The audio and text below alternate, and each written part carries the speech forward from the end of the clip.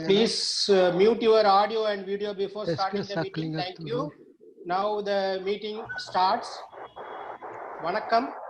Good evening to all. Thanks to Tamil Moliyal Sangam President, Secretary and coordinators for giving me this opportunity to preside over this session. I am very much happy to welcome our speaker, Professor Appasamy Murugayan from Paris, and all the eminent professors, researchers, students from India and abroad. Before the lecture, I am giving a brief note on the curriculum since many of us may not know about Professor Murugayan. By birth, Professor Appasamy Murugayan was a Tamil in a remote village near Sidambaram. He fluently speaks Tamil, French, and English. Also, he learned Kannada, Hindi, Sanskrit, and German. After having completed his master's degree in linguistics and diploma in French at Annamalai University, he received his PhD in linguistics with distinction from the University of Paris. Since he was trained in classical philology and linguistics, and then took his academic career in two most prestigious institutions in France, namely CNRS and EPHE. He has devoted his research and teaching activities for the development of fundamental and advanced studies in Tamil. He has specialized in foreign language teaching,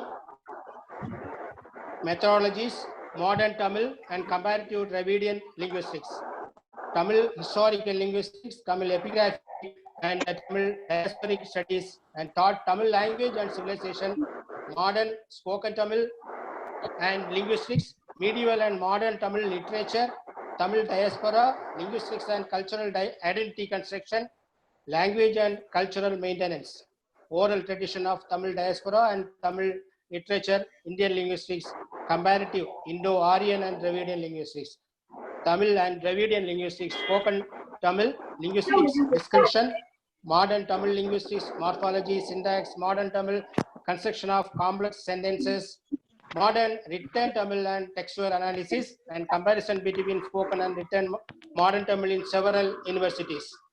École Pratique des Hautes Études, University of Paris, 8, School of Oriental Languages and Repose Universities. He has published 4 books, edited 5 books, and published widely more than 100 articles in seminars, conferences, and in international journals and chapters in books, particularly on modern and historical Tamil linguistics, Tamil epigraphy, and Tamil diaspora. His current areas of research include Tamil epigraphy, historical and modern Tamil linguistics, Dravidian linguistics, corpus analysis, and database construction, as well as on Tamil diaspora in the Francophone islands, Mauritius, Reunion, Martin, and Guadeloupe. Old Tamil diaspora and identity construction and language maintenance. He has completed 2 digital archival projects of preservation of manuscripts 17th and 18th centuries from the Bishop's House of Jaffna, funded by Endangered Archival Program of British Library. He had also produced 1 documentary film on music of pillars about 26 minutes. He is currently building a grammatical and lexical database of Tamil inscriptions, jointly organized by Tamil Virtual Academy and CNRS, Mondes Iranian at Uranian Indian Paris. He has finished 2 projects on preservation and translation of Tamil oral tradition, texts and songs among the old Tamil diasporic communities in French West Indies, and prepared Tamil teaching material for the old Tamil diasporic communities of the Francophone islands. He has been awarded French government scholarship under the Indo-French Cultural Exchange Program and honored with felicitations by the Tamil University and Annamalai University for his exceptional involvement and outstanding contributions to Tamil and Dravidian linguistics. He has been a board member of Master and Doctoral Evaluation Committee in Indian and foreign universities. He is the elected chairman of International Forum for Information Technology in Tamil, that is INFIT, Uttamam, and member of governing board of the Pondicherry Institute of Linguistics and Culture. He is also a member in learned societies like Asiatic Society of Paris, Linguistic Society of Paris, Tamil Nadu Archaeological Society, and International Association for Dravidian Linguistics. He has organized several workshops and taught in many training programs for the upgradation of French professors of Asian universities and conducted training courses for university French professors in collaboration with national universities in India, Indonesia, Thailand, also in many European countries. He has been accomplished many international missions to China, India, Indonesia, Japan, Singapore, Thailand, Canada, Cuba, Bulgaria, Switzerland, and Portugal for the establishment of university research programs, new curricula, seminars, and teaching training programs related to French, and also to develop international cooperation between universities. He has been appointed by Mahatma Gandhi Institute as a foreign expert for the modernization of Indian languages taught in Mauritius. This project aimed to develop the modernize the teaching of 5 Indian languages that are known as ancestral languages. Also, he was invited by West Indies for Indian languages to train Tamil language teachers and to prepare materials for teaching Tamil language and civilization. Between 1983 and 1992, he has served as a program director for the development of French studies in the International Organization of Francophone Universities. He has also served as consultant for UNESCO on mother tongue education and bilingualism. He has been organizing the international workshop on Tamil epigraphy since 2004.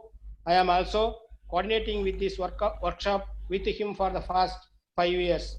This workshop has trained researchers and scholars from several countries: France, India, Malaysia, Poland, Czech Republic, Singapore, Sri Lanka, Thailand, United Kingdom, and United States of America. Now, I invite Professor Appasamy Murugayan to deliver the lecture on the topic Experiencer Constructions in Classical Tamil, Note on Typological Change and Historical Linguistics. After the lecture, there will be discussion and the participants can ask questions directly or by using the chat box provided. Thanks to all once again. Now I invite Professor Appasamy Murugayan. நன்றி முரளி. எல்லாருக்கும் வணக்கம். கேக்குதா? சரியா கேக்குதா? Okay கேக்குது. நீங்க you can continue. இப்போ வந்து ஐ திங்க் எல்லாருக்கும் வணக்கம். கே சார் அப்புறம் எல்லாரும் வந்திருக்காங்க. இதுல என்னன்னா கஷ்டம், இப்பதான் நான் முத தடவை தமிழ் அறிஞர்களுக்கு மத்தியில இந்த பிரச்சனை பத்தி விவாதிக்க போறேன். இங்க எங்க ஊர்ல வந்து கிட்டத்தட்ட ஒரு 15 வருஷமா இந்த டேட்டிவ் சப்ஜெக்ட், அதனால கொஞ்சம் அவையடக்கம், கொஞ்சம் பயமா இருக்கு. இருந்தாலும் பரவாயில்ல, நீங்களாம் மேல கோச்சிக்க மாட்டீங்க, நான் சொல்றேன். So with this, with your permission, I think I will shift to English because many of people, many of our friends who are attending the lecture may not be knowing Tamil language. So for those who don't know much about this problem, I will just say in most of the Indian languages, we have a different kind of structures to say.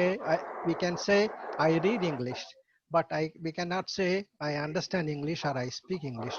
Most of the languages we use, English comes to me. Even in Hindi, Tamil also, எனக்கு ஆங்கிலம் வரும், எனக்கு ஆங்கிலம் தெரியும், ஆனா நான் ஆங்கிலம் படிக்கிறேன். அப்போ இதுதான் வந்து முக்கியமான பிரச்சனை. அது this is the most important thing. And also the problem is, even though most of the Indian languages use this kind of structure, what we call non-canonical experience subject, but we don't know exactly what is the historical development of this structure, and we don't know also from where comes this structure. So my talk is on this. So I have planned my lecture in 3 ways. First, I will try to present briefly what is experience subject, and what it is about. And second, I will give some examples from classical Tamil to show that in classical Tamil, we do not have this non-canonical structure. I mean, in modern Tamil, we say எனக்கு வியர்க்கிறது.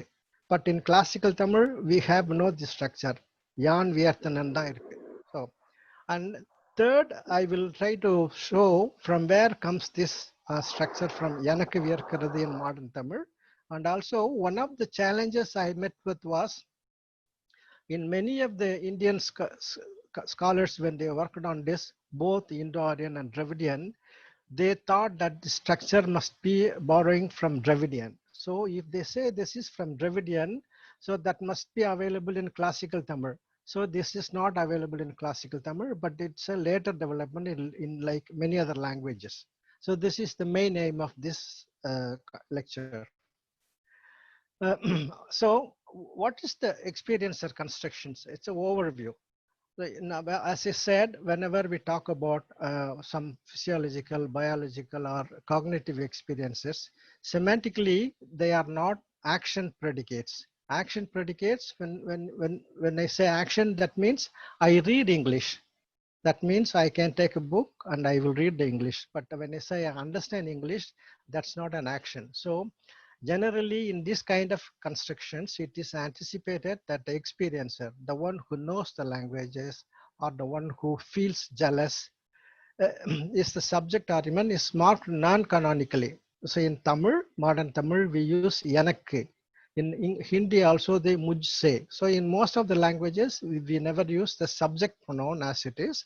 So there are many publications which have been published on this subject. This type of construction is noticed among different languages. Different languages in the sense not only inside India, even languages which have no any genetic relationships, and also languages which are not geographically contiguous. So because of this predominant use of non-canonical constructions in emotional predication, this has become what we call a typological problem. You see, there are many books, non-nominative subjects. There are 2 volumes. And also, this is another, these are 2 publications, Experiencer Subjects in South Asian Languages, and also Colin Masika, who did a lot of work on typological situations in South Asia, has also published one. And this is a recent book we published in France in 2019. There are some 25 languages which are discussed in this book. As I told you, this kind of construction is not specific to Indian languages. This kind of construction is available in most of the languages in different places. So what is the difference between action predicate and psychological predicate? In action predicate, there is one agent, one subject. He will do something and he will not subject to that. But in patients, the patient is not doing anything, but he is only receiving the what do you call the psychological experience. So there are 4 components in the cognitive structure of the experiencer constructions. This is one affects. I will give you one example from Tamil. Usually in spoken Tamil we say vaitherichalla poramayila vaireriyudu. Okay, let's have this. Because of jealousy, his stomach is burning. That's a translation. So there is one affects. That means the sentiment, the jealous is the affect, and the experiencer. I am jealous of somebody, so I am the experiencer. Stimulus, maybe somebody else is very happy, so I am jealous of him. And the locus, the place where you feel the jealousy, is your stomach. So these are the 4 components, but all these components are not every time expressed in the sentence, but these are main things. And also, what are the salient features of the experiencer? An experiencer is a passive recipient. He does not do anything. So when you feel hungry, you are hungry. You just simply receive the biological urge to eat something. So you don't do anything. And the experiencer is affected by the state. So when I am hungry, or when I have a headache, or when I have fear, fever, I am affected by that. And also this absence of volition, that means when you do something, you can switch off the radio, you can switch on the computer. So this is kind of volition that the agent can do and control the act. But in psychological experiences, you have no any control at all. So this is very important, because in most of the languages, when we study the process of non-canonical construction, usually we do what is the degree of volition in that thing. So naturally, uh, uh, when you are hungry, you cannot do anything. But when you have fever, probably you can go and meet a doctor and get medications. So this is kind of volition. So you can control the fever. That absence of direct control or fusion with the direct object. If there is any direct object, in the case, I know Tamil, எனக்கு தமிழ் தெரியும். So between you and Tamil, there is no any physical contact. The direct object is there, but there is no any contact. But if I say, நான் புத்தகம் வாங்கினேன், or நான் புத்தகம் எழுதினேன், புத்தகத்தை கிழிச்சேன், there is a physical contact between the subject and the object. But in non-canonical or experiencer construction, there will not be any contact between direct object if there is one. So and also again, the direct object is usually in most of the languages, Dravidian languages, is marked in accusative case, but in experience constructions, this is marked in various cases, locative, and also different kind of objects based on the involvement of the object and the experiencer in the action. So again, this experience is a scalar notion. In linguistics, we know when you say transitive, the transitive is a scalar notion from 1 to n, depending on so many factors, morphological, syntactic, and semantic factors. So based on this, we can say this experience are agentive like, patientive like, or typical experiencer, and so on. So diachronically, this is the main object of my study, diachronical linguistics, and also historical evolution of some factors or some phenomena in Dravidian and Tamil language. So there are two tendencies. In some languages, the experience subject argument undergo changes and develop into non-canonical subject. That is the case with Tamil. So I said initially, we don't have Yanakku Viyarkkirathu in Tamil, classical Tamil. We have only Yan Viyarthanan. But slowly in modern Tamil, we have Yanakku Viyarkkirathu. So this is one tendency diachronically. But there are also, on the contrary, different languages like Icelandic and English, where initially the dative case was used, but slowly this dative case was removed and replaced by nominative case. You see this, whenever you talk about what you call experiencer constructions in English, we give this example: me thinks, me think, me thought. That means it seems to me. You see in example here, in Old English, we said to me hungry. We never said I am hungry, like in Tamil. And also he was ashamed. It was said to him shame, like in English, like in modern Tamil. But naturally, this has been changed into modern English as he was ashamed and I am hungry. So here in both cases, they are using nominative subject. Okay.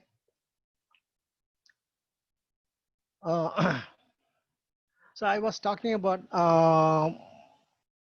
the importance of this structure.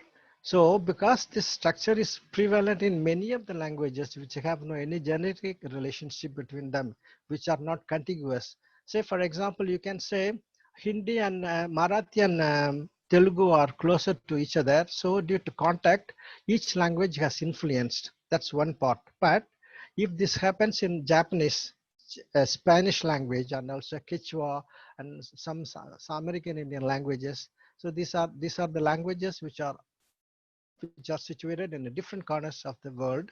Even those languages, in those languages, we get this kind of construction. So this has become very important typologically, one thing. Second thing, Even in Dravidian languages, most of the experiences are not always marked in dative. They are marked sometimes in genitive, they are marked sometimes in nominative case. So these are some of the differences.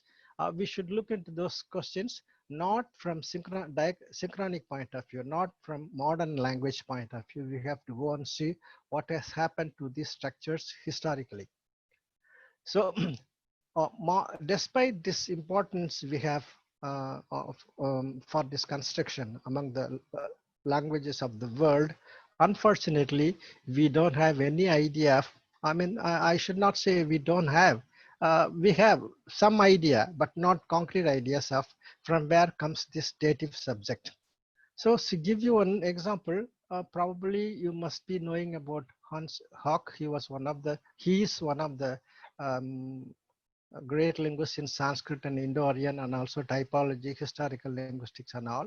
So he wrote in a conclusion, this fact may suggest the conclusion that the modern non-possessor oblique subject structures in Indo-Aryan languages like Marathi, Telugu, Marathi, Gujarati, Hindi and other languages, he says that might have developed in a later stage or probably an influence from the Dravidian language.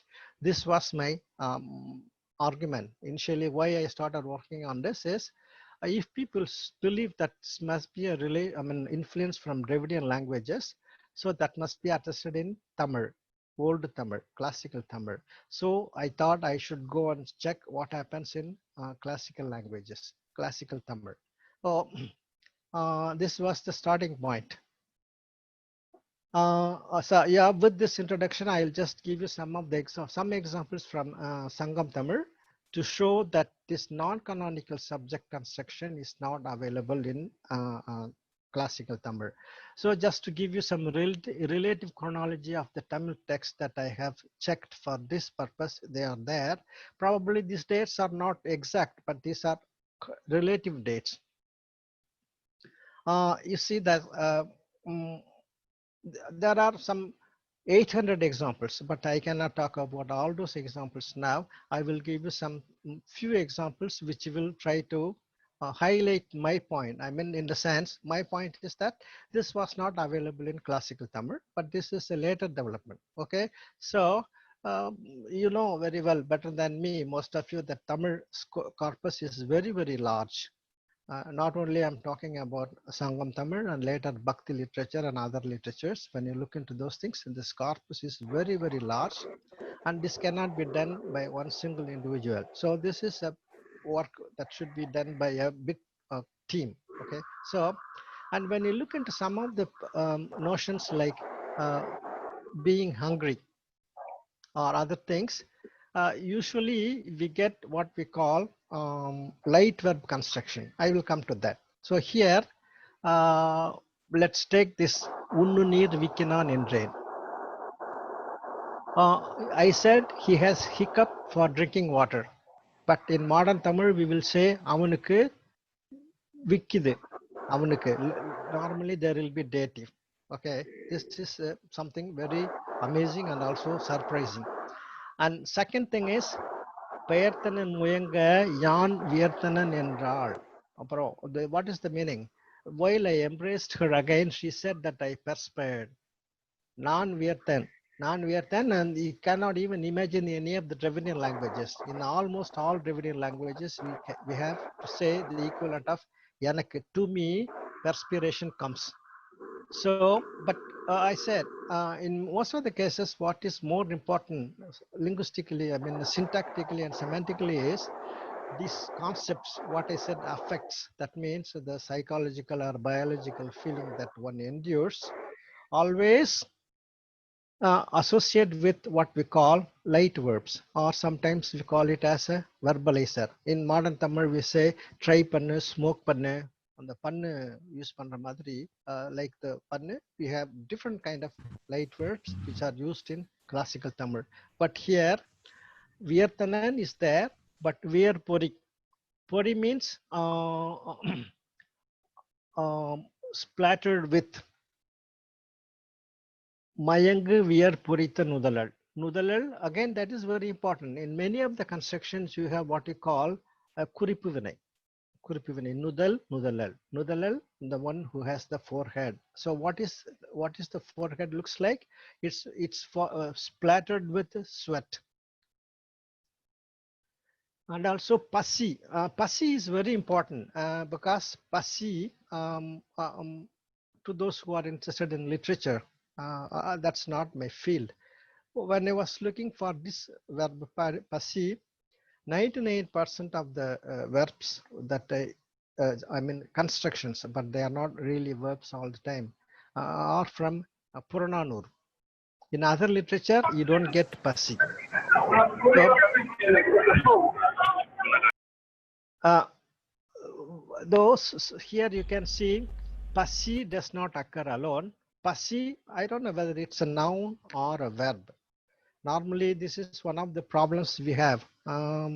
Initially, there was no difference according to scholars, and also when you look into the classical Tamil corpus, in the initial stage, there was no difference between noun and verb. You get only one root word, which will be having a meaning of hunger, hungry. According to the context and according to the morphological evolution, that will become either a noun or a verb. Here, Vairu pasikura ielan. Pasikura, kura, that means growing. That the appetite is growing up. So the meaning is he does not give after the hunger. That means the king will not wait that we feel hungry. He will give before we feel hungry. Next, Suran Urandu Varundiya Okkal Pasitana. So you can see morphologically all the forms are not in finite form. Either they are adverbial participle or adjectival participle, anything, but you will never see the person gender marker on the verb. So, Suran Urandu Varundiya Okkal Pasitana, my hungry kinsman, who suffered with sorrow in the wasteland. So, here is a Pasitana. Next, Pasya Raga. I said most of the I will give more examples from Pasi because for me it's more indicative of some of the evolutions that we have come across in modern classical Tamil, then medieval Tamil and modern Tamil. So Pasi, then you get Pasyer, and we use what we call this verbalizer or a light verb. So Pulavar Vadiya Pasyarahi Pirar Nadubadu Selavina Rainer. So you can understand this. Poets afflicted became hungry and leaving for other countries. This is not a not modern thing that people are going abroad for earning money. So here Pulavar Vadiya Pasyarahi. What's more important is Pasi, Pasyer, Pasyarahi. So they become hunger struck. The seventh example, Pasipadu Marungule Varum Pana Kenmadi. So in the previous example, we had Pasyarahi. Here Pasipadu. Padu is the one all. This is used in modern Tamil as a passive constructions. Pasipadudal, that means suffering of or feeling hungry. So Pasipadu Marungule Varum Pana Kenmadi. So the translation is, "Oh bard, you coming with hungry stomach, listen to me." Here Marungul means stomach, the area where you get the feeling of hungry. Marungulai is in a second person singular morpheme. You, with the stomach hunger struck, bard, you listen to me. So here again we have Kuripu Vinay. So Pasitaru, again this is again Pasitaru means to burn or to suffer of hungry. Pasitaru, these are some of the examples. I think we need to concentrate on this. Yerudai Ayatinam Pasitarupa. So hunger burn, hunger suffering herds of cows with bulls.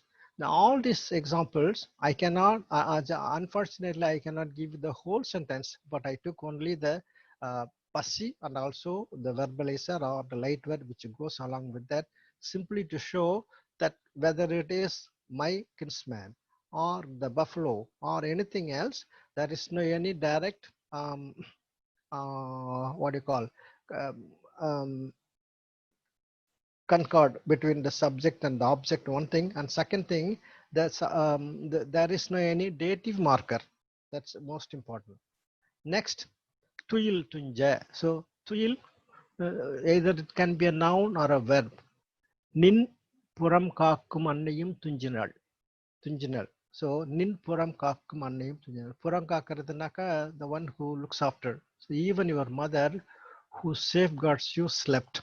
Tunjinal. Tunja kan tuilum vetkum. Tunja kan tuilum vetkum. Tunja kan, that means my eyes which never slept, they are longing for, they are desiring for sleep, because I never slept. Now I feel sleepy. Then Uran marbe panituil seyyum insayatre. Here you can see tuil seyya, like in modern Tamil, samayal seyya, vele seyya. Here you get tuil seyya. In the previous case, I have also many examples where twin ran, twin ral, that occurs. But tuil say is important from syntactic point of view. No is again another semantically and also lexically important root word. Be sick. Ini nenjam noven. Noven, it's marked in first person singular. Hereafter I will not hurt my heart. So this is again from Agananuru. So you know always Agananuru, because of separation, the Taliban Talivi, they are suffering.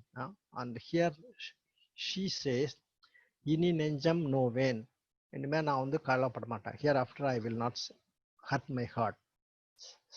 The next example, nom yen nenje, nom yen nenje. Again, nom. Morphologically, it's very difficult to analyze this. No, this is a negative form. No, my heart is suffering, my heart is suffering.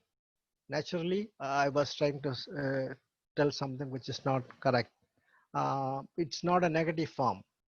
No, om, no. No, yura. Like in previous cases, here again you have what we call a light verb construction. Nenje மருந்து பிரிதி இல்லை ஞான் உற்ற நோய்க்கு. ஞான் உற்ற நோய்க்கு, those are the suffering I had, there is no other remedy. ஞான் உற்ற நோய்க்கு மருந்து பிரிதி இல்லை. So she is addressing to her heart, saying that, okay, my heart, don't worry, I have no other remedy for the suffering I had. நோய் கூறு. நோய் உற one thing and நோய் கூறு it's another. பூன்கனும் நுதலும் பசப்ப நோய் கூர்ந்து ஈங்கு யான் வருந்துவம் நீங்குதல் துணிந்து. So the Taliban has decided to leave her, so she is suffering of that. பூன்கனும் நுதலும் பசப்பு நோய் கூர்ந்து. So flower like eyes and forehead have become pale. பசலை நோய் வந்துடுச்சுது. Because of growing affliction, I am suffering here as my lover has decided to leave me. Here what's more important is, my point is that noi kurundu. Kur means that something growing up. Pasiguru, noi kuru. Okay. Uvappa is again another psychologically important verb, to rejoice. Kurundodi madandai uvandal. Sorry, Uvandanal. Here again you get this Uvandanal, third person. It's not in impersonal construction, and Madandai is in nominative case. Kurundodi Madandai Uvandanal. The young woman with a small bracelet rejoiced. Non-dal, to blush with. In modern Tamil, Murugan sir, excuse me. Do you have it in the slide? You can show it in the slide also. In the slide, you prepare a slide, you can use it. You don't see the. Yeah, no. It is. We see. It is on. It's on. Okay. Okay. The PowerPoint is on. Example வந்துச்சுல நான் கொடுத்த example. Okay. Okay, okay. புரியலையா Yeah. உங்களுக்கு தெரியலையா?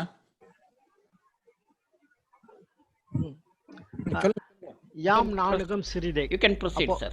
Okay, thank you. Yam Nanugam Siride. Here also you get Yanake Konja Vekam. No, this is not a dative construction. This is nominative. Yam Nanugam Siride. Let me blush a little. So again, Anja, be afraid of. Nyayayum Anjudiyayin. So Nyay na Tai. Tayayum Ungamaktium Unakbaima. You too, you fear your mother. Anjudi ayin. Anjudi naka Anjudi, second person singular. So you are afraid of your mother. You too, you fear your mother. So again, there is no dative. Ul, to consider something. Unarchi illor udamai ullem. Ullem. So again, unarchi illor udamai illam. So we don't consider the riches of those who have no sentiments. This is from Purananuru. So ullem, we will not consider. So உணர்தல் to believe. உணர்குவேன் அல்லேன் உரையல் நின் மாயம். She says, I will never believe anymore. Don't tell your lies. Don't tell me lies. I will never believe you anymore. உணர்குவேன் அல்லேன். உணர்குவேன் அல்லேன். It's in negative form, but you get this உணர்குவேன். ஏன் is the first person singular marker. உணர்குவேன் அல்லேன் உரையல் நீ மாயம். So normally this should be unmayam, but here it is ninmayam. Okay. Yeah, this probably I think we are coming to the end of my lecture. Mara, to forget. Malainadan Marandan. So the chief of the hilly region, the lover, forgot us. Marandan. Here also you can see there is no any dative construction. This is only Malainadan. This is in nominative construction, nominative subject. Marandan. Again, there is agreement between subject and verb. So with all these few, yeah, I said there are some more than 800 examples. I gave you some examples only to show that in all these examples, as I told you, morphologically, sometimes it's very difficult to analyze the verbal form. I will not say verbal form, this root form. Sometimes it may be nominal, sometimes it be verbal. But anyway, what is more important is this lexical meaning of those root forms are very important.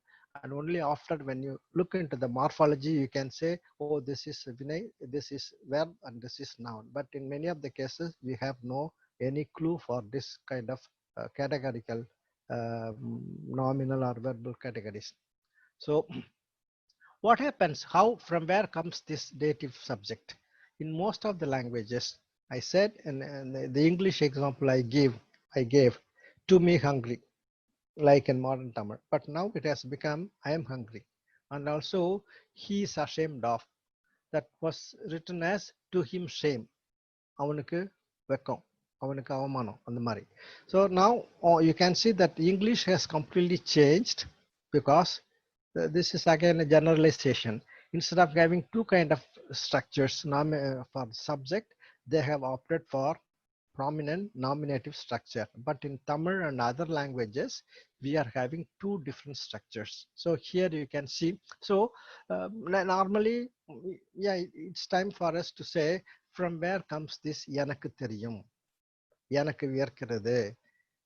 Since we did not have this in classical Tamil, at what time this change occurred? I'm not able to say for this time being at what time this change occurred, because we have to look into the large corpus of the Tamil literature, Bhakti and even later Bhakti. I also checked in Bhakti literature.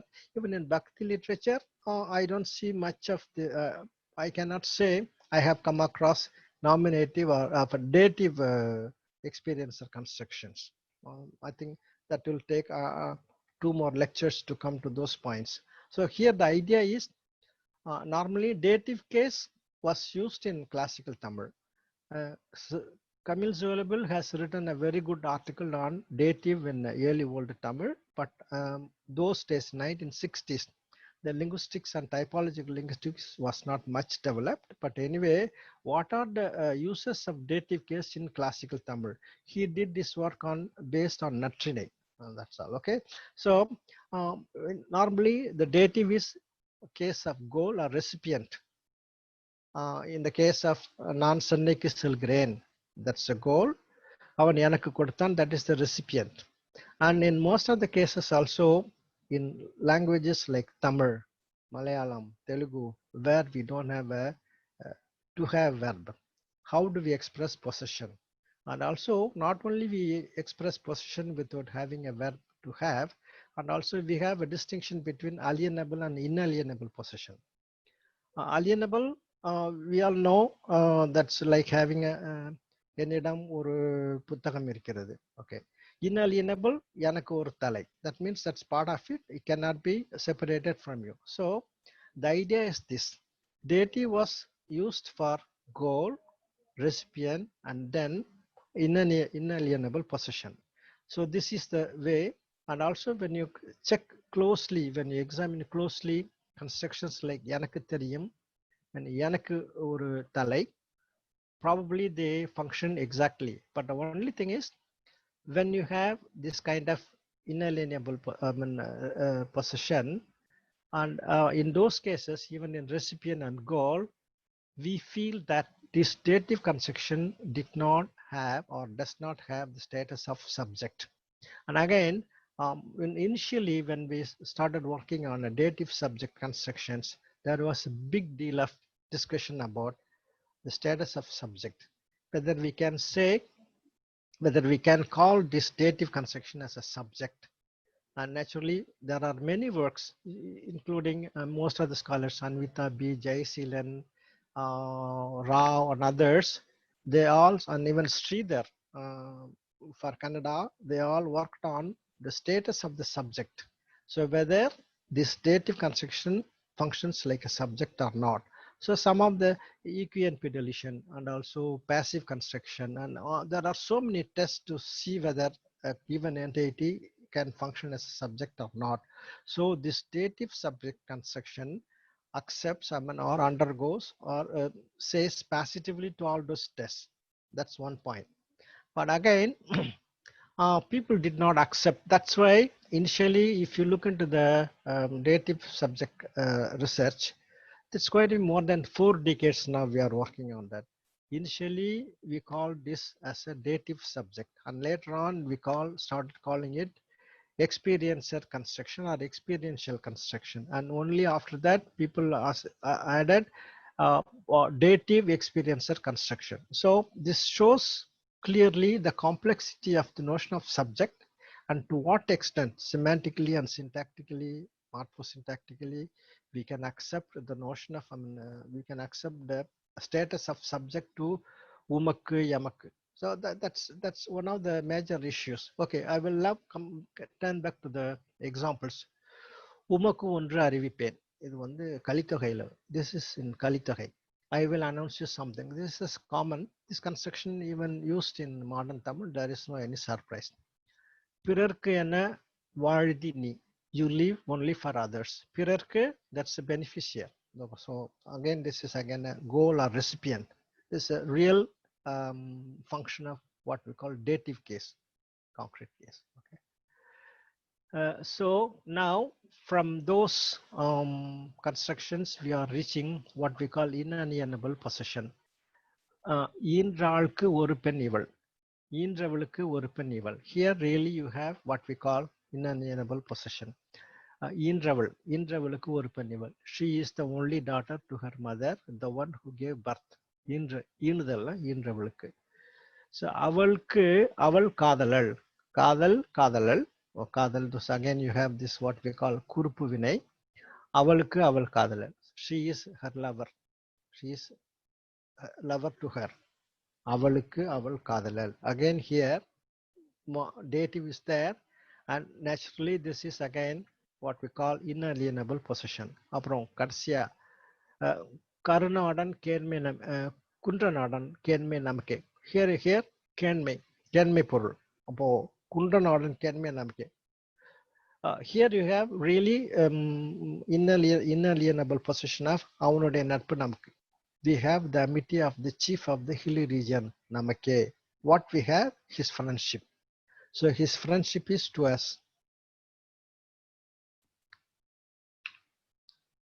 Yeah. Again, example 27, வெண்மையார் அடை அறுத்தல் நமக்கே உவகை ஆகின்றன.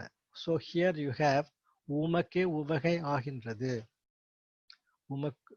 நுமக்கு உவகை ஆகின்றது. So here in this example you have what we have this verbalizer உவகை ஆகிறது. What is உனக்கு மகிழ்ச்சியா இருக்கு. The traversing of hot long path pleases you, makes you happy. So this is again the path that the syntactically we come across before verb or lexeme becomes real verb. So உபகையாக, பசிக்கூற, அப்புறம் நோய் கூற, பசி தொறுப்ப, all those things are part of the changes, part of the what you call linguistic route, that linguistic path that a root comes across before getting a real status of what we call a noun, concrete noun, or a verb or action verb, and like that. And again, this is another example from Natrinai, Ninako Arinal Nenjai. Here you have this real dative construction. Ninako Arinal Nenjai. Oh my heart, do you know her? So conclusion, I think I think I'm in time, I think. So how to account for this typological change in Tamil? So I said this is a typological problem because it occurs in many languages which are not related to each other, which are not in contact with each other. So two of the scholars, Gilbert Lazar, he was my professor, and Bossong, he is also another great scholar from Germany. They are very good pioneers of what we call typological linguistics. They say, I said that an action predication, action that something goes from me, I do something, but when I feel hungry, that the feeling of hunger comes to me. This is the most important basic idea of this kind of structures. So there is no any action which starts from an animated actant. It is rather the reverse, since the actant is the one who undergoes, or he is the goal of the experience. So I don't do anything, but I just undergo the suffering, or I undergo the feeling of being jealous. I undergo the feeling of being happiness. So some languages signal this semantic inversion by distinctly making the experiencer obligative. This is the case with English, where we say, I know you. In many languages, like Tamil, we have both. So this is the case in modern Tamil, where inverted construction, this is what we call inverted construction. Inversion in the sense that semantic role is inverted. Instead of going, it is coming to you. Because of this thing, most of the languages have taken into what we call the dative structure, because dative is the case of the goal semantically, and slowly it has become the what do you call case for or part of the construction in non-canonical and experiencer construction. So in Tamil we have both. Yanakku viyarkindrathu, that's a dative, but non virumbugiren, that's nominative. We have both. This is yeah, typologically important, and I think I have finished. Nandri, thanks. Merci beaucoup. Yeah, I think we have time for questions. Yeah, it is. Thank you, Professor Murugayan. Now the participants can ask one or two questions, since he has to leave for some other classes for him. I think I can take 5 more minutes, no problem. I think, yeah. Okay, now this discussion, the participants can ask questions or discuss with the professor. Thank you.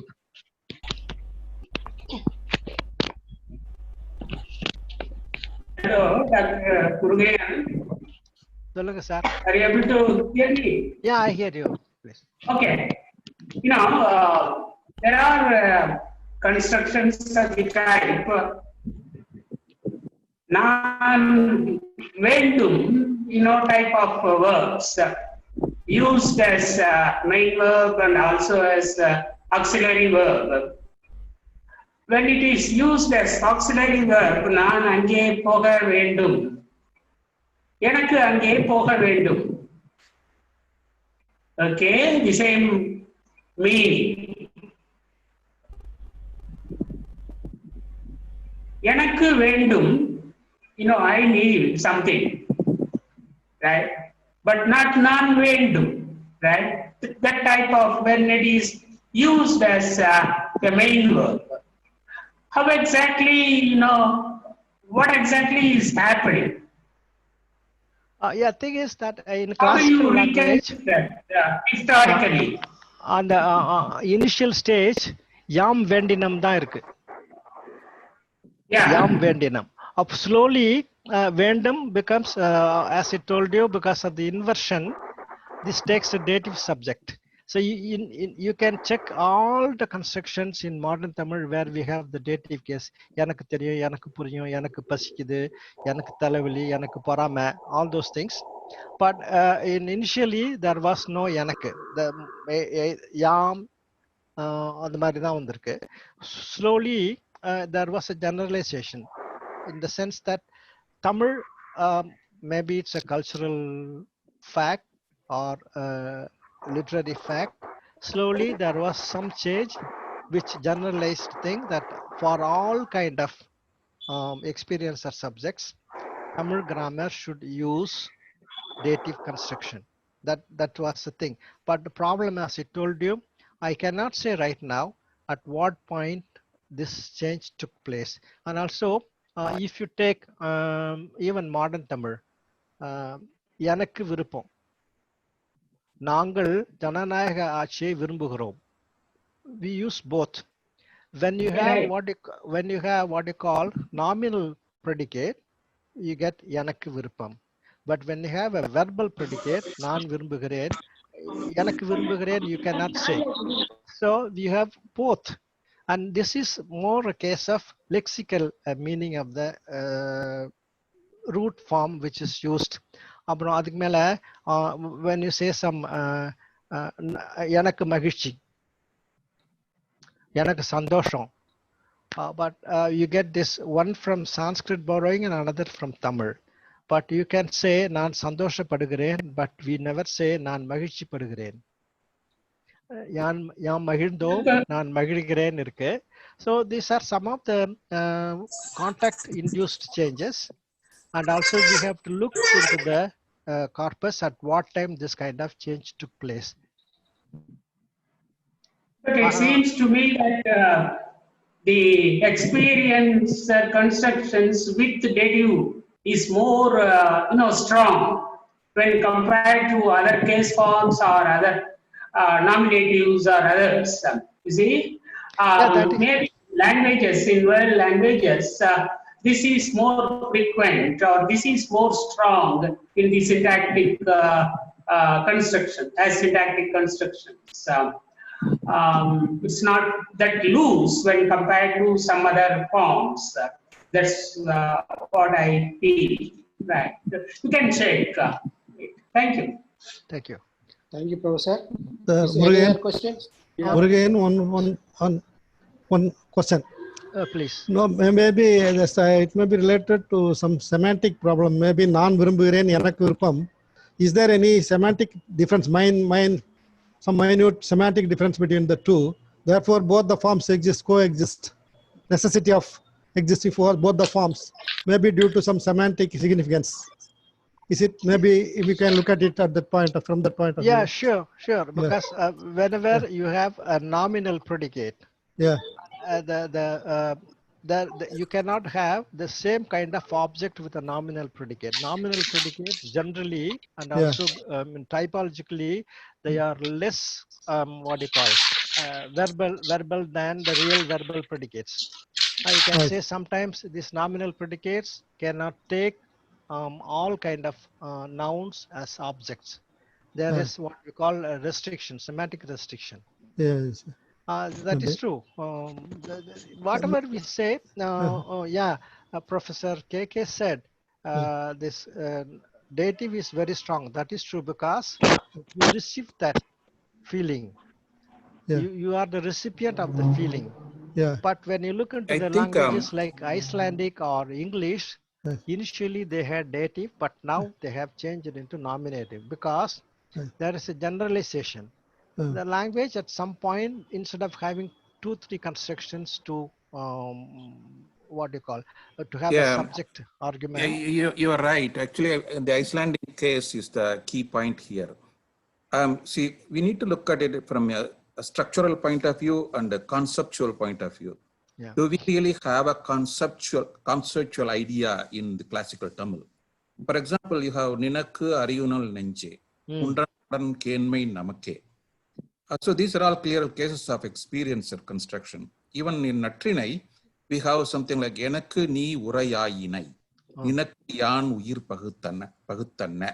So conceptually, there is an experience or construction, but structurally, we don't have that frozen verbal form. Enakku theriyum is kind of a frozen if you want to take it that way, right? Naan therindhen, instead of saying enakku therindhen, you say enakku theriyum. So that frozen structure, structurally, it is a later development. Like Professor Keke said, enakku vendum, enakku poga vendum, naan poga vendum. Even you say enakku poga vendum, we have that.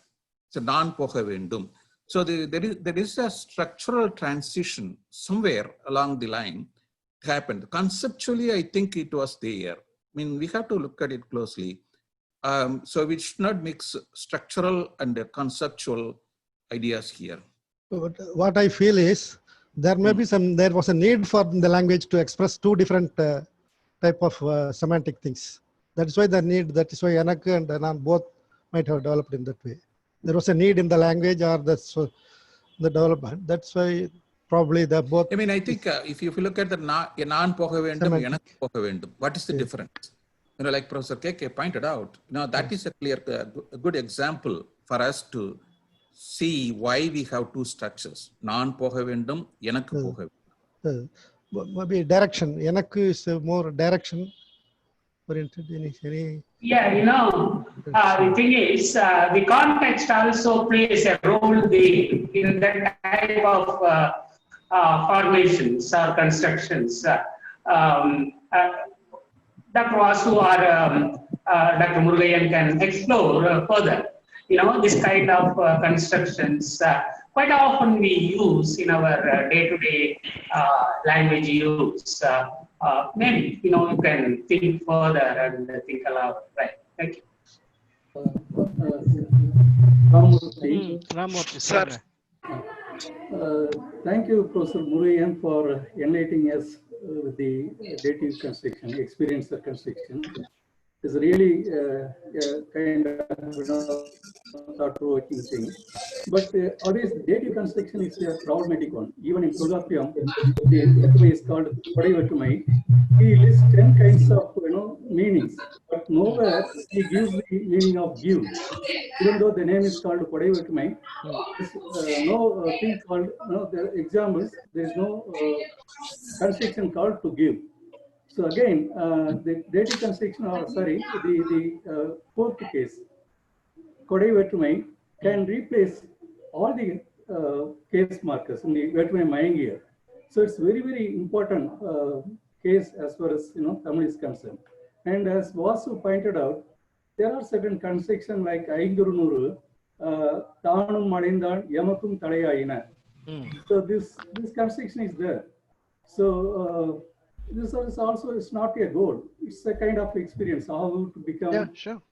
So we have to study in depth. So thank you very much for enlightening us on this topic. Thank you. The problem is when you take a structure like possessive, alienable, inalienable, and also at what point this alienability becomes inalienable.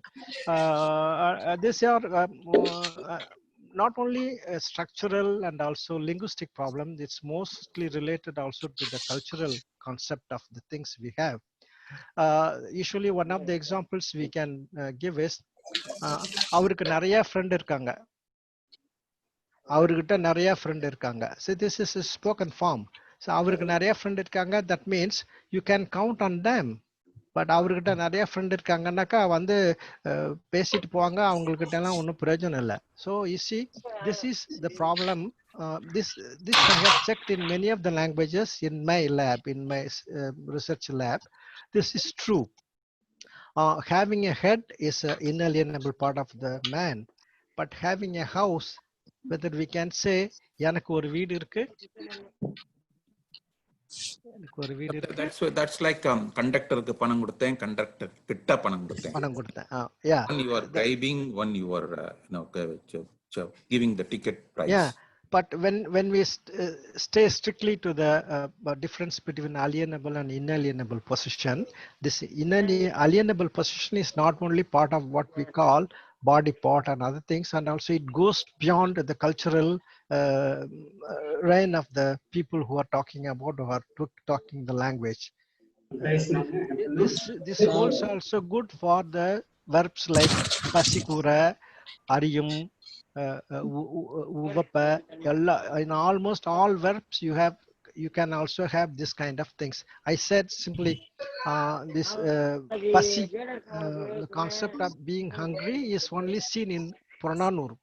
Very little occurrences of this verb in other literature. So these are some of the areas where we can also look into the not only the language structure and also the cultural concept, and also tinai vagai allam pathina, that may give you more ideas of how the structure has developed.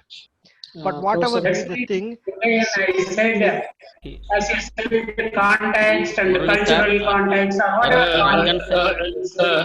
that plays a role. Professor Murali, Question. Professor Rangan wants to speak. Yeah, Professor Rangan has. Sir, Rangan sir. Rangan sir, you can ask the question. Please adjust your mic, sir. Rangan sir. Rangan sir. வீட்டுல போடணுமா? Okay, now put it. உங்க பேச்சு கேக்குது. மியூட்ல போட்டீங்கன்னா வராது. Sir மியூட்ல தான் கேக்குதா? கேக்குது. It's okay. கேக்குது. Okay, then it is a very good and a very systematic talk. One thing just I want to say, we have எனக்கு தெரியும், நான் தெரிந்து கொண்டேன் possible. So whenever you have that word with a certain auxiliary, then you have nominative also. So this kind of constructions may be there, one thing. And another thing, just like you said that எனக்கு வேண்டும், நான் போக வேண்டும், எனக்கு போக வேண்டும், like that there is all also there. என்னால் போக முடியும், நான் போக முடியும். So constructions are available like this. One more thing, just a crucial question is why we call it as a subject.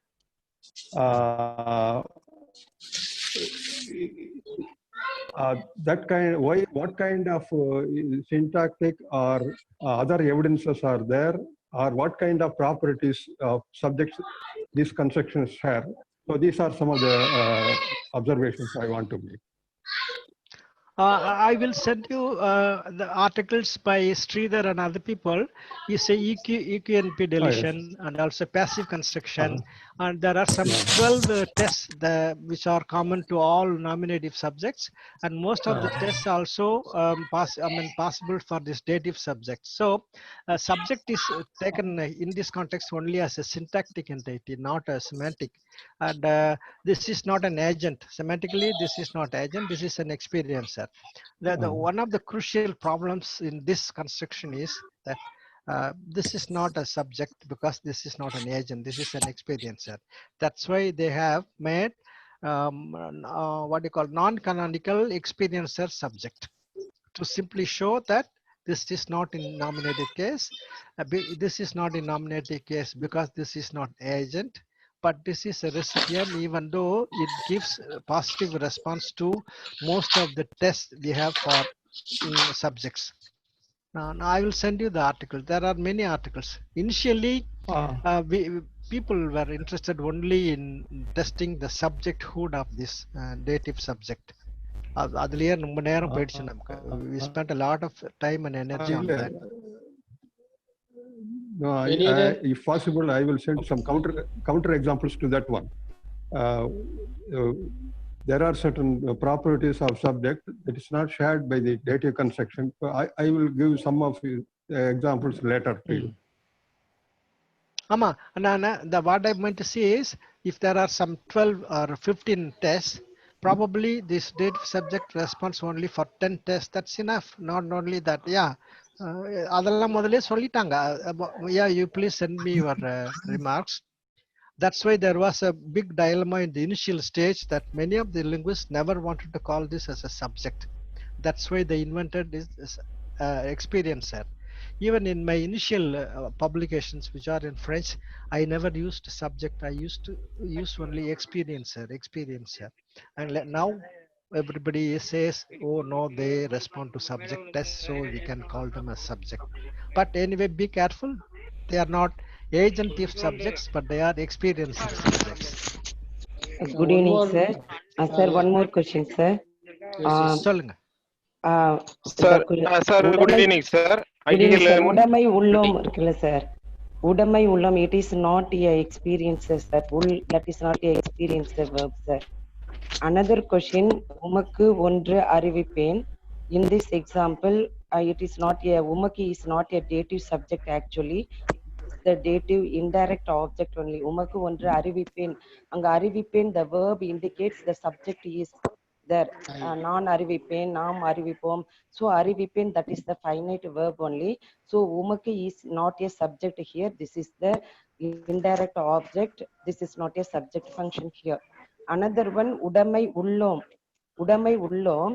This is actually உள், it is a verb only. It is not an what is experiencer actually. That is a possessive only. The subject possesses what? உடைமை. Somebody has something. That is the உடைமை உள்ளோம். Or we possess, we have something. We have the உடைமை. That is also not an experiencer verb. Another question, sir. பிறர்க்கென வாழ்ந்திரு, the last example. So பிறர்க்கு என. So பிறர்க்கென is not a dative case actually. This is for beneficiary, maybe the beneficiary case. It is not a dative subject, sir. Another one, a ninoko, the last one, that is a ninoko, wo, that is a vocative case, matter, wo.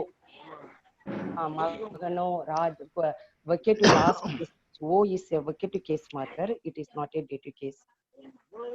Okay, let me make things clear. I never said, when you look into my examples, I said the path that this construction came across.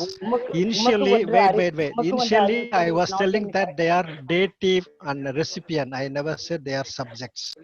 அப்புறம் வந்து உமக்கு ஒன்று அறிவிப்பேன்னு சொல்லக்குள்ளேயே நான் கிளியரா சொன்னேன். இப்போ தமிழ்ல இப்போ மாடர்ன் தமிழ் மாதிரி this is உனக்கு ஒன்று சொல்றேன். இந்த உனக்கு is a recipient. I mean goal. நான் சொல்ல போறதுக்கு உன் காதுல வந்து விடுறதுக்காக. I think நீங்க புரிஞ்சிக்கல, சரியா புரிஞ்சிக்கல. That's true. Some of the sentences she says are not controversial sentences. They are not. We have to be very clear about which sentences we are taking into consideration here. So see, experiencer means we need to look at psychological verbs, perception verbs, and find out what the subject is. So நான் விரும்புகிறேன் is விரும்பு is still a psychological verb, but we don't say எனக்கு விரும்பும். That is the kind of a controversial place. You can say எனக்கு தெரியும். You don't say நான் தெரிகிறேன். Why? So that is the kind of sentences we need to look into and analyze why we have that impartial structures. So that, I mean, எனக்கு தெரியும். What's the difference? Said, who was said?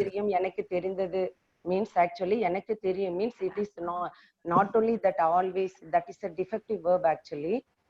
எனக்கு தெரியும்னா already I know we all agree with that. That construction is entirely different from எனக்கு தெரிந்தது. எனக்கு தெரிந்தது is, எனக்கு is a direct I mean object, that is எனக்கு தெரியும் means that is the subject, but தெரியும் the defective verb, that is subject is oblique. But these two constructions are not similar construction.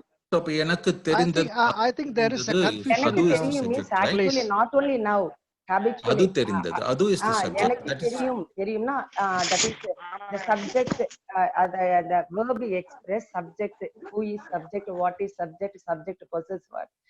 What is the state of the subject? There are two meanings of theory, one visible, one knowing. So, right? Theory means okay, you can put it in the chat box. It's now the time thing is is that தெரியும் வந்து தெரியும், it's a semantically bleached word. It's not originally, this word does not have. There is an article, I don't remember by whom, one of our professors has written that how this தெரியும் has occurred, the meaning of to know. அது ஒண்ணு. அப்புறம் you use usually subject, object, everything. But all these things have changed a lot. What do you mean by நீங்க யார் பேசுனீங்கன்னு எனக்கு தெரியல. இது object, இது சப்ஜெக்ட். சரண்யா from அண்ணாமலை. அப்போ ரைட், அப்ப நான் வந்து தாராளமா உங்கள்கிட்ட சொல்லுவேன். இப்ப இதெல்லாம் வந்து சாதாரணமா எடுத்துக்க முடியாது. All these notions have changed a lot. What is a subject, what is an object? There are languages where there is no subject, there are languages where there is no object. So we should be very careful when you use this. And this verb தெரியும் வந்து தெரியும் வந்து ரொம்ப சிக்கலான வார்த்தை. ஏன்னு கேட்டீங்கன்னா அது எப்படி வந்ததுன்னு இன்னும் வந்து தெரியும். இன்னைக்கு மாடர்ன் தமிழ்ல we know, that means to know, but that's not the case with the historical evolution of this word.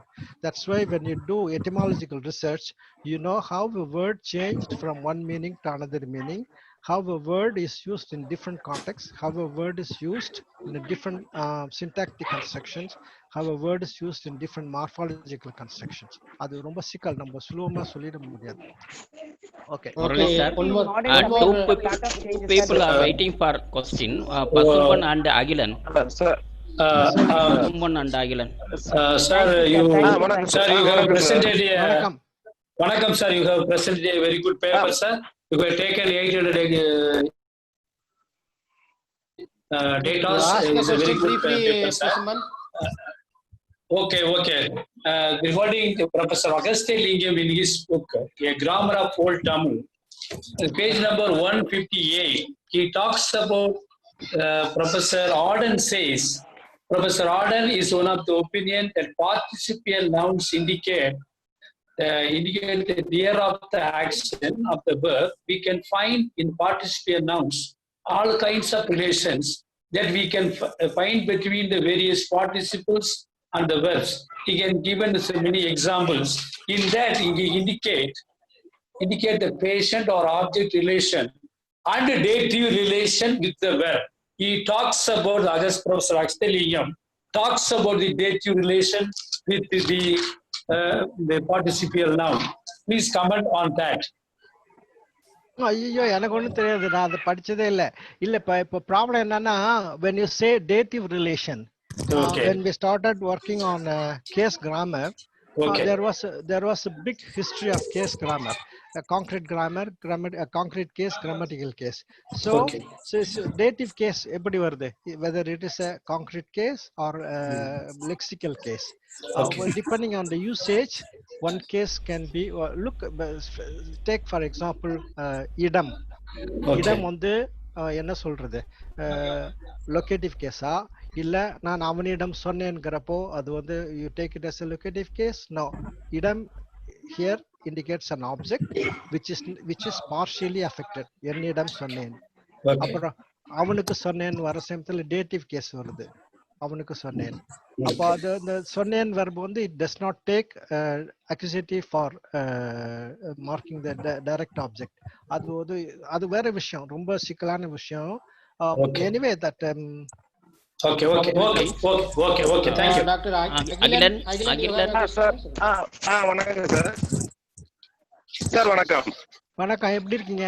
ரொம்ப நாள் ஆகுது. நல்லா இருக்கேன் sir. How are you, sir? Sir, first I thank you for the wonderful lecture in classical Tamil. I have one doubt, sir.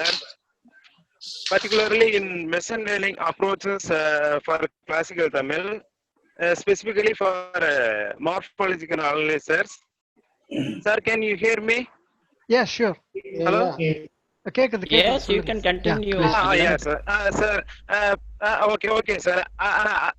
Okay, sir. I have developed one plural markers in classic Tamil. For example, ar, ir, mar. In such cases, you have mentioned one word, pasier. It is recognized as the pronominated form. But other machine learning approaches, that ar is mentioned as plural. It goes further than those people who are in Hungary. So how to solve these issues in machine learning approaches, sir? That's very simple. You should look into the all occurrences of R. Then you ask your computer to sort out. And also the example R வந்து honorific form ஆயிடுச்சு. If you look into the grammar of Rajam, she gives large number of quantity of morphemes which are polyfunctional. Yes, sir. அது வந்து ஒரு மார்ஃபிம்க்கு ஒரு பொருள்னு இல்லாம ஒரு morpheme எடுத்தீங்கன்னா நிறைய மார்ஃபிம் வந்து எதுக்குன்னே தெரியல. So naturally what happened, அது வந்து அசைநிலைன்னு சொல்லிடுவாங்க. But she says that's not அசைநிலை, that had a function. அப்போ அந்த மாதிரி இந்த RR வந்து நீங்க எல்லாத்தையும் எடுத்து கம்ப்யூட்டர்ல போட்டு எங்க வருதுன்னு பாத்தீங்கன்னா you can find out a solution. But the problem is before you decide this R is plural marker, you should be sure. Yes, sir. Sure. Okay, thank you. Thank you.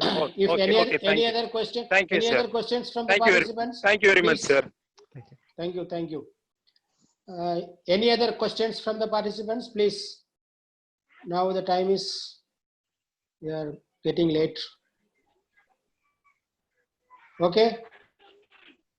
So if any questions you have in your mind, you can put it in the chat box. Professor Murugayan will reply to that. By mail or WhatsApp. Another விஷயம் that I wanted to say here, I said initially this is the first time I'm just talking about this topic in among the Tamil scholars.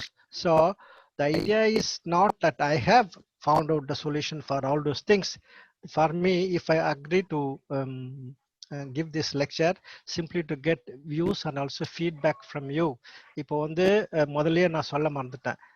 Thanks to the organizers and also the Tamil மொழியியல் சங்கம் இந்த வாய்ப்பு கொடுத்ததுக்கு ரொம்ப நன்றி.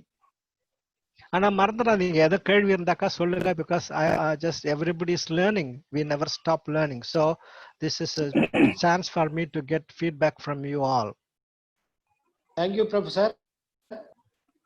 It's a wonderful lecture. Now I invite Dr. Sundara Balu to give a vote of thanks. Sundara Balu is... Yes, I am here. Please. Hear me voice? Yes. Yeah. அனைவருக்கும் வணக்கம். The most respected Professor Karunakaran, President of Tamil Mozhiyal Sangam, former Vice Chancellor Tamil University Tanjavur, respected Professor Balasubramaniam, Secretary of Tamil Mozhiyal Sangam, President Vice Chancellor Tamil University Tanjavur, and senior linguists, scholars, students, friends. Very good morning, Professor Murugayan, other dignitaries. It gives me great pleasure to propose a vote of thanks.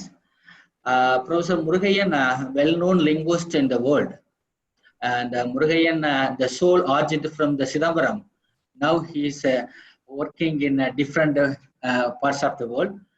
And the lecture is very wonderful and excellent, particularly how the case marker and sentence constructions, how the two things related to the semantic component. I think that how the word and the sense refer to the case marker and construction.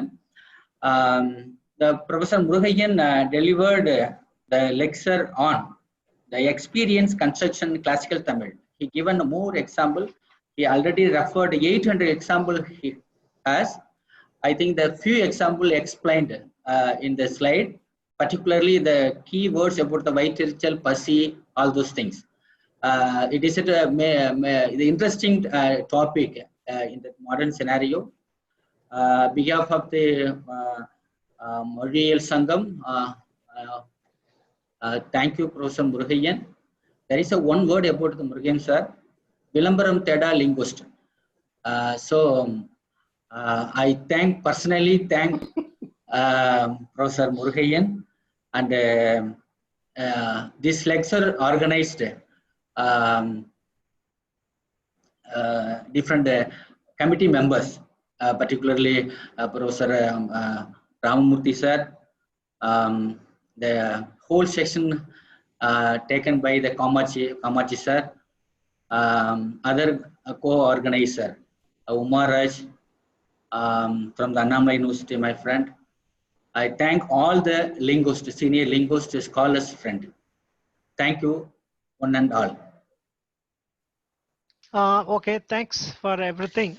எல்லாருக்கும் நன்றி. Kamakshi Thank sir, you, sir. KK Thank you. Sir, Thank you, அப்புறம் sir. வந்து Murali sir, Balu sir, எல்லாருக்கும் நன்றி. There are some faces